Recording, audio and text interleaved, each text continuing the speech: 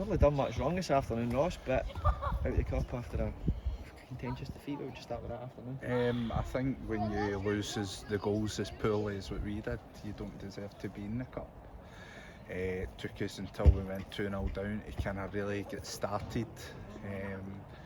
Ball falls to the edge of the box twice. And the boy, I mean, we're in the dressing room there. We're like, fair enough, if you concede a really good goal, you kind of put your hands up, but it's not really it's a good finish for the cameras and Sky Sports, because twice I've put it into top of the net, but from our point of view, we didn't press the ball well enough, and again it's Groundhog Day at times, Groundhog Day every Saturday when we concede the goals in the same manner that we concede them in.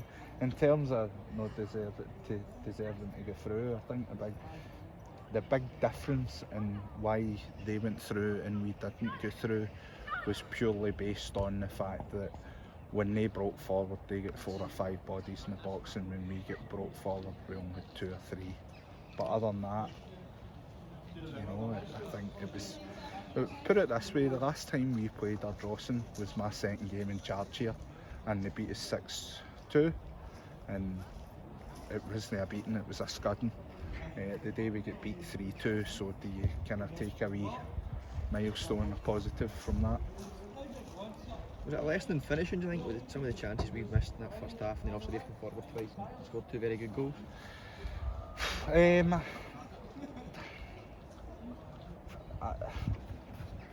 I think in terms of finishing, how many balls went into their 6-yard box and we didn't contest? There was times that the ball, basically the goalie could have just came and collected it without any pressure. Nobody actually fouled the keeper. I think the higher up the levels you go, keepers will be fouled time and time again. I don't think either keeper was fouled today. But again, I don't think it was a lesson in finishing. I think it was probably a lesson in, if you stand off the game, you will be punished. Last thing you'd want to do is blame officials, but we've started that second half really well, being denied what looks a Stonewall penalty, and then suddenly a 3-1 down the other end. How much of a difference does that make? I'd to laugh, I'm being facetious here, but I said that to Neil at the end there. Neil Greenwood, their assistant manager, he's moaning at the referee, and I'm saying he was your best player. How can you moan at him? Look, I think there was poor decisions for both sides first and foremost, but the game-changing decision has potentially went against us. At 2-1 down, and that's not to say that we would have scored that penalty, but I would have fancied Pato to put it away.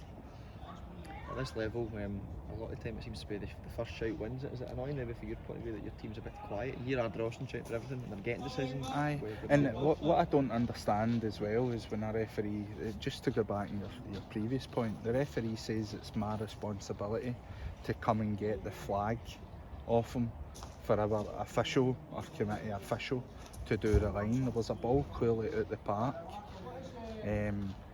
And we don't put our hands up for it because at the end of the day, but over this side there was a flagged official. To go back to your question, I think the referee was poor for both sides. I think there was, if only one man was booked today, there was a couple of challenges there that, to call them industrial would be polite. And look, it's a hard job. It's a very hard job. But if I was getting £60 for 2 hours work, I certainly think that there's got to be more attention paid to the fact that, what are we getting? What is it that, like, is it going to become if you shout the loudest you'll get the call? Is that what it's going to come to? I don't know. But look, at the end of the day, what's cost us the game? You could maybe say that the penalty claim, for where I was standing, it's a penalty, and then 2 seconds later, there's a similar instance in the middle of the park and they calls a foul on it. But then they say that at every walk of life, that people get fouls in the box that they wouldn't get in the, or people get fouls outside the box that they wouldn't get in the box.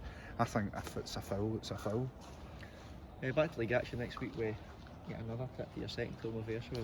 We're constantly here, but a tough game against Muirkirk. Obviously, what positives can you take this afternoon? Look, I think we tried something different today. We tried something in the friendly that we won on Monday night. We tried something different today.